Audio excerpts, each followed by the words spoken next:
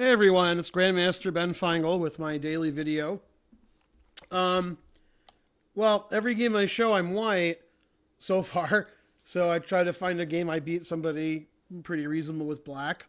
And that took hours of research and making up games and, forging signatures because I don't beat Grandmasters very often with black. But I only had to go back 15 years. Yeah, that was all. So in 1999, I went to the U.S. Open in Reno, Nevada. I lost in the last round with black to Alexander Yermolinsky, and Yermolinsky tied for first in the tournament. I think he won on tie breaks, actually. Yeah, I sort of got crushed that game. Anyway, there were a lot of grandmasters at that tournament because Las Vegas in 1999 had the quote-unquote World Chess Championship, where they had like a knockout. That was the time when Kasparov played short and FIDE didn't recognize Kasparov. So they started having all these silly world championship events that were knockouts. This event was won by Halifman.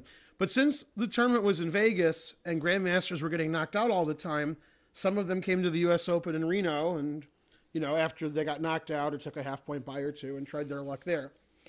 Okay, so this game was against Grandmaster Andres Rodriguez from South America, and we actually had the same rating at the time. We were both 2,500 FIDE, and as I said, I had black, which is amazing. Okay, so I'm black and a Sicilian. Well, I guess I can flip the board on the very small chance that Mike Hummer's going to watch this video. Okay, so I'm black and a Sicilian, and this is actually quite funny. I played one of my favorite lines with black, and that's in the Sozin. In the Sozin, which starts like this, Queen E2 is the Velimirovich attack. Fischer used to play short castle.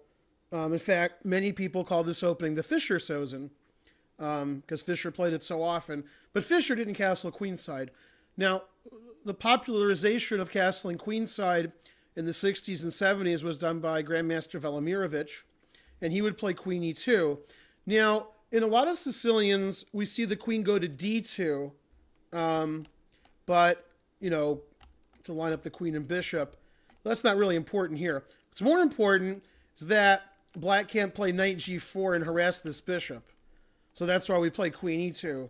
Now knight G4 would be quite risky since it hangs the knight. Okay, so A6, castles, bishop B3. And okay, one of the reasons I'm showing this game is I won with black. And also, I played a move here that's very rare, and the way I found it was actually quite funny. So I played Queen E8. And the reason I found that move was in 1995, I believe. Well, I could be wrong. I think it was 95. I was flying to California for a chess tournament, and for some reason, don't ask me why, I had a really old British book. It was published in the early or mid-70s, and it was on this opening. It was on the classical Sicilian, mainly Sozin. And I was, perusing it because I wasn't playing the black side of this very much at that time, if at all. And I saw a diagram in the position when I opened some page, and the diagram was here after Queen E8.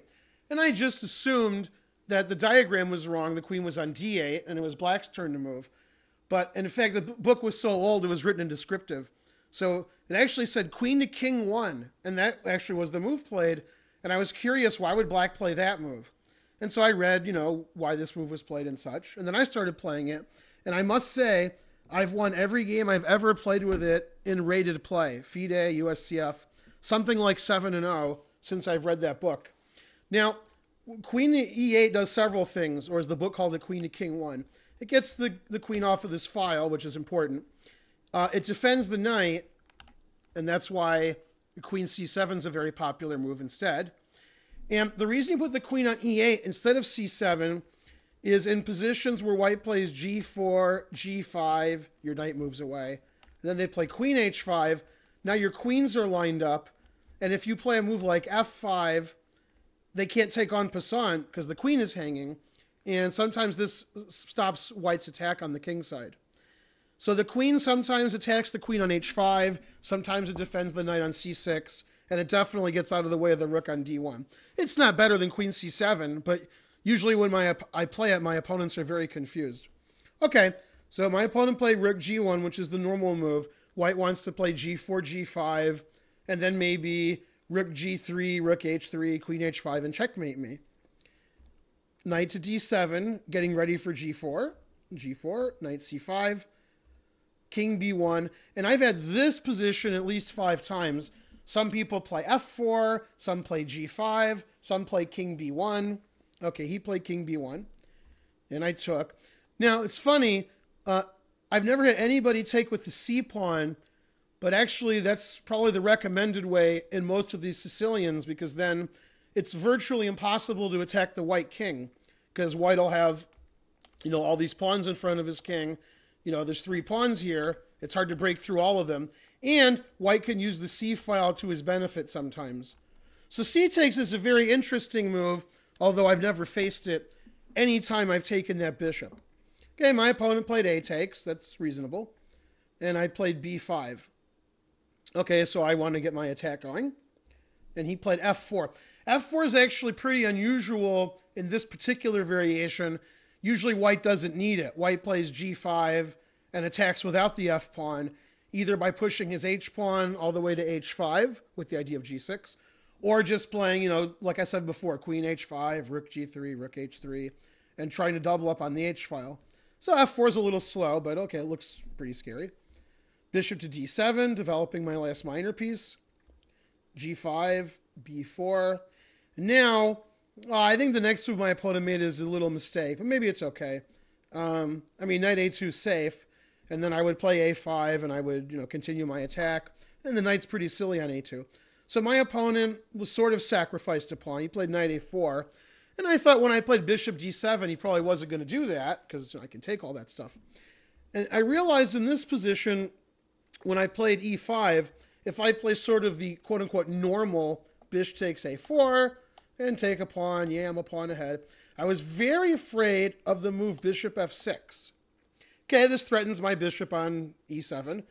Taking looks just awful because I'm in check, discovered check, and my bishop's hanging, and my king's totally busted open. Taking with the bishop doesn't seem much better because, threatening rook takes g7, f takes g7. Probably I have to go here. I don't know, queen h5 looks pretty scary with the idea of queen h6 and queen g7. This doesn't look like fun. Now, I don't have to take the bishop, but, my bishop's hanging on e7. So actually I was worried if I didn't do anything, let's defend my bishop. I was worried he would play queen h5, and let's make a random move for black, a5, and then queen h6. This is what really scared me. And now if I take the queen, he takes back with checkmate. His rook's attacking my king, and he's threatening queen g7 mate. So obviously white's winning here. So I was really worried about bishop to f6 if I had taken this quote-unquote free pawn. So instead, I traded all the pieces off. I figure, how can I get mated then? e5, sacrificing a pawn.